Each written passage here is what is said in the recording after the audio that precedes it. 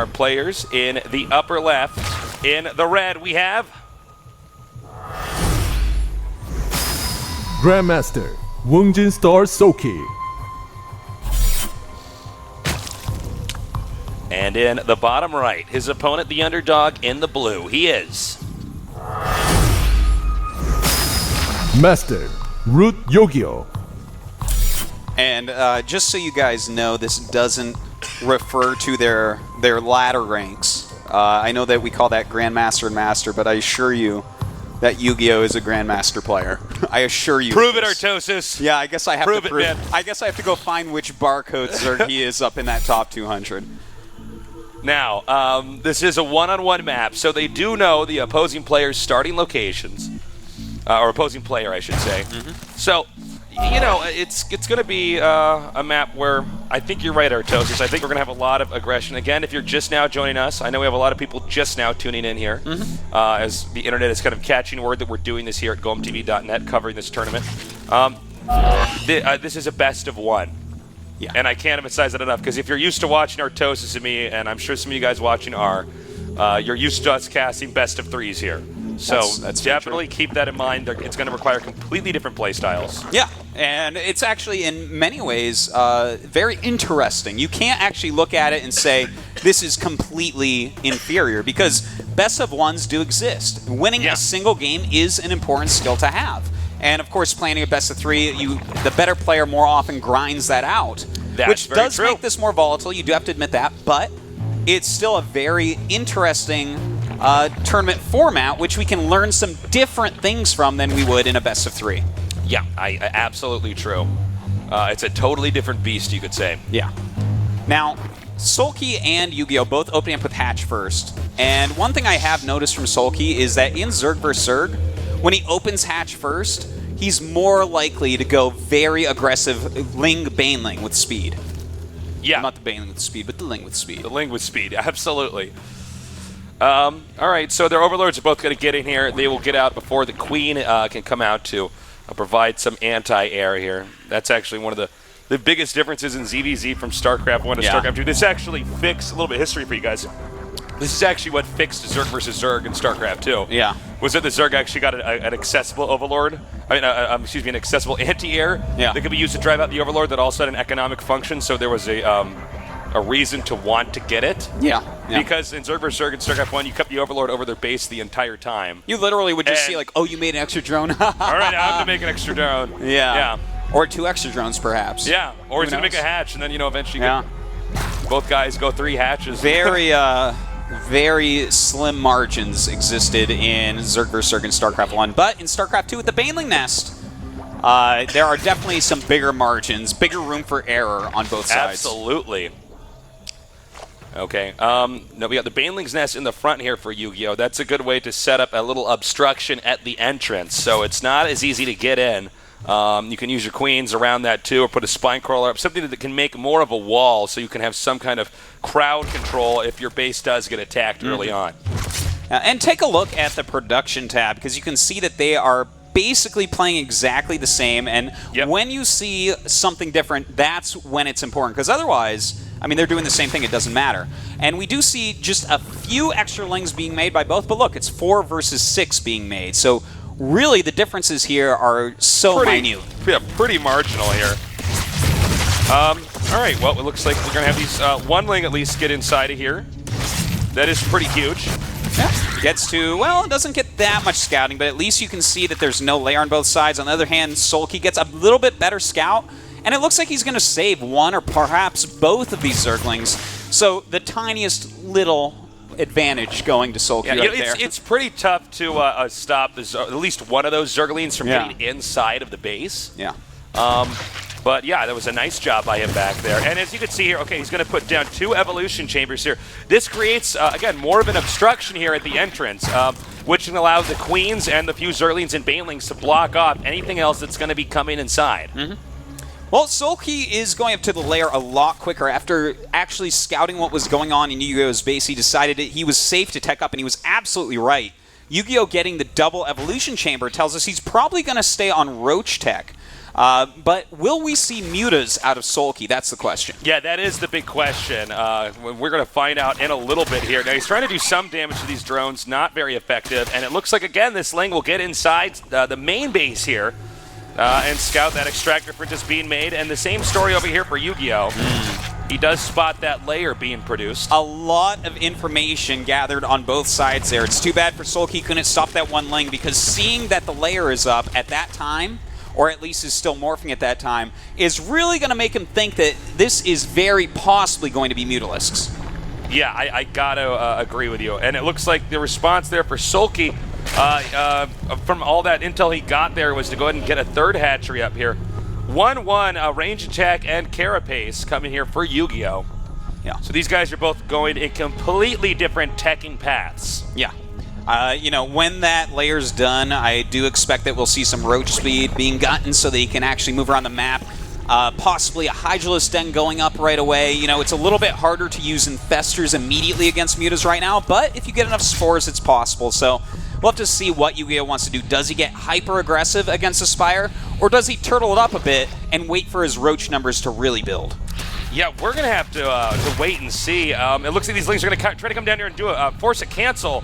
Now these Banelings over here will try to zone out the Zerglings here of Yu-Gi-Oh! Oh! And an okay Baneling so far. The single one does get sniped by those roaches, and it looks like Yu-Gi-Oh! Should be able to hold this easy peasy, no problem whatsoever. Yep, it looks like both of them will get their third bases up uncontested.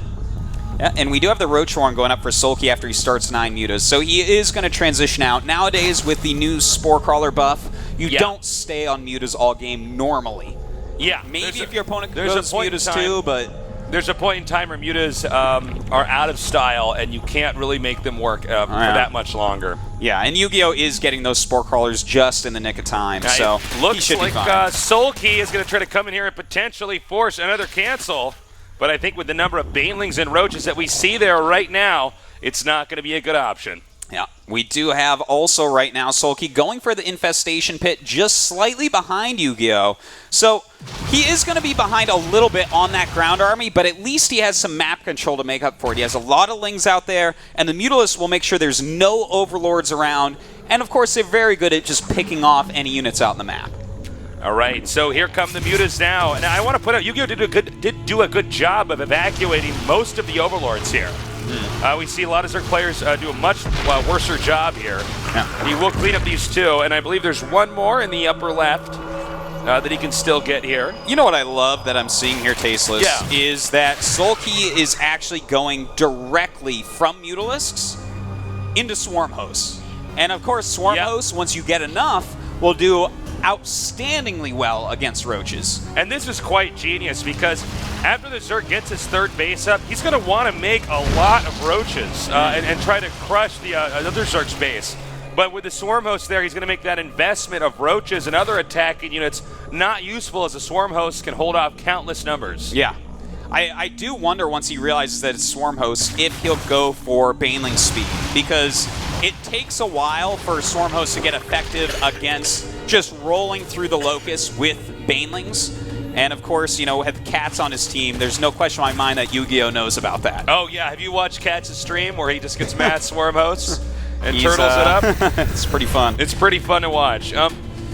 So, as you can see now, the Hydralisk Den is on the way. Now, the presence of the Hydras is one of the other factors that makes the mutas no longer very useful. They're simply put too strong. But we'll see. The question is, how helpful can these Hydras really be against all these Locusts? Another thing to keep in mind is that there are actually 3 separate entrances into Sulky's base here. Yep. You got to ask yourself, when you see something like that, how can all the Swarm Hosts defend all those locations? Well, I think that's what the mutas and Speedlings and Overlord coverage are for, because he has such map dominance. He should be able to see where things are coming from. If he can't see where things are coming from after opening mutas, then, well, yeah, I guess he's in a terrible spot. That's a very good point. Now, as long as an Infestor doesn't fungal, hold that thought. We have the hatchery getting attacked here, but he does force him out. Yeah, you do make a good point. As long as he doesn't get fungled, the mutas don't get fungled in the middle of the map and then chain fungled and taken out, yeah, he should be able to know what's going on. Yeah, well, he's continuing to keep really good map presence with these mutas, knocking out every single Zergling that comes out from anywhere. But, you know, Yu-Gi-Oh!, we do have to say, his upgrades are phenomenal. He's sitting nicely at 2-2, and bam, there it is. Baneling speed, Tasteless. He might be able to roll through the Locusts and kill those before any more come out. He is actually getting offensive here with these Swarm Hosts. Beginning to move up here. Now, one thing I'm worried about is could there be a potential counterattack? I don't know yet. We don't normally cast CVZs that look like this. Yeah. I'm kind of interested that he got rid of some of the creep tumors there because, you know, creep tumors and creep really help Locust, but... Yeah, you make a very good point. I mean, it's not like that's going to hinder his units there in advancing forward. Well, right now, here comes all those Locusts, and they're going to start dealing a lot of damage. Yasuki has split up his army, or the Roach is now attacking the drones over here at the second in the main. They're hitting as well, as we can see right here. Oh, this is awesome, and he actually ran away with all of his Swarm Hosts after doing this. So this is going to force Yu-Gi-Oh! Back and hold him in his base a bit more, while more upgrades and more units finish for Sulky. Some absolutely amazing guerrilla tactics here from Sulky.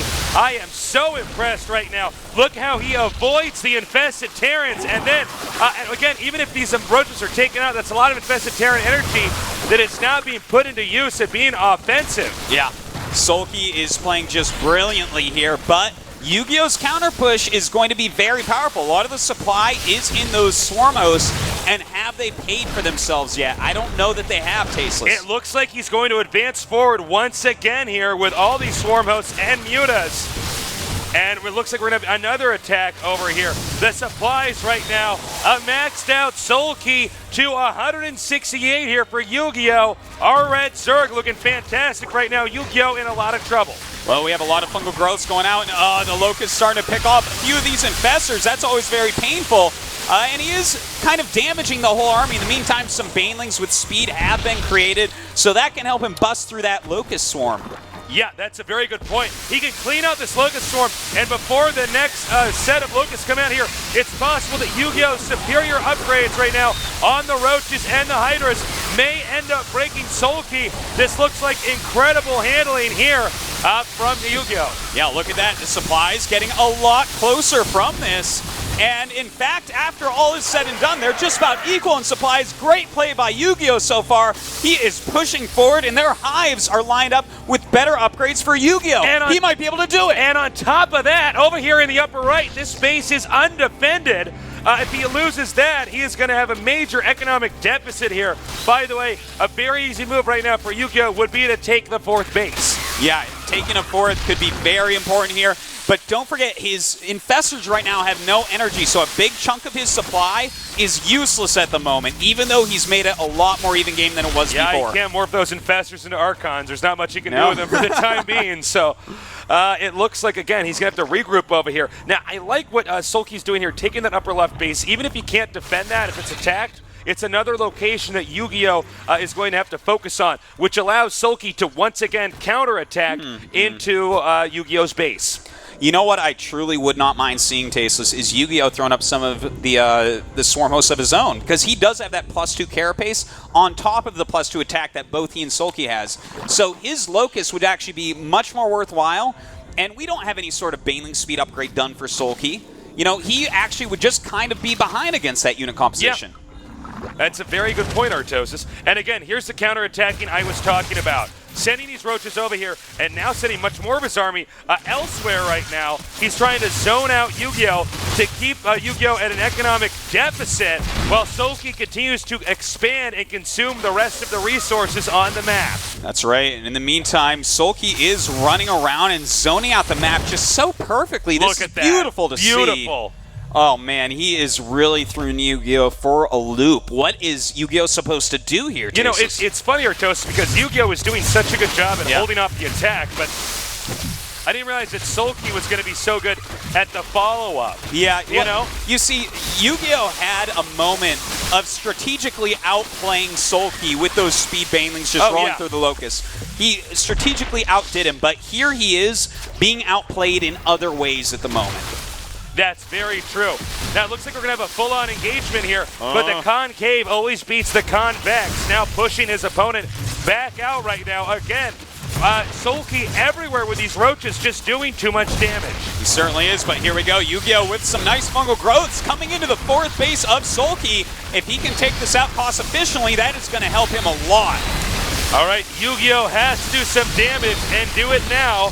He will be in the way of the production line here, though, of his opponent. It does look like Sulky now abandoning the space. However, Sulky at the same time hitting the second now, taking out a lot of drones. And, you know, right now we actually do have a big drone lead for Sulky, but he is losing that base, and overall there's a lot more army on the map right now for Yu-Gi-Oh! So he may be able to parlay this into a victory yet. He's got to keep pushing forward, but remember, there is not infinite mana there on those infestors. But again, the Swarm Host taken out and with ease, now pushing up here. Do we know is the current fourth base here for Sulky? Is he aware of that?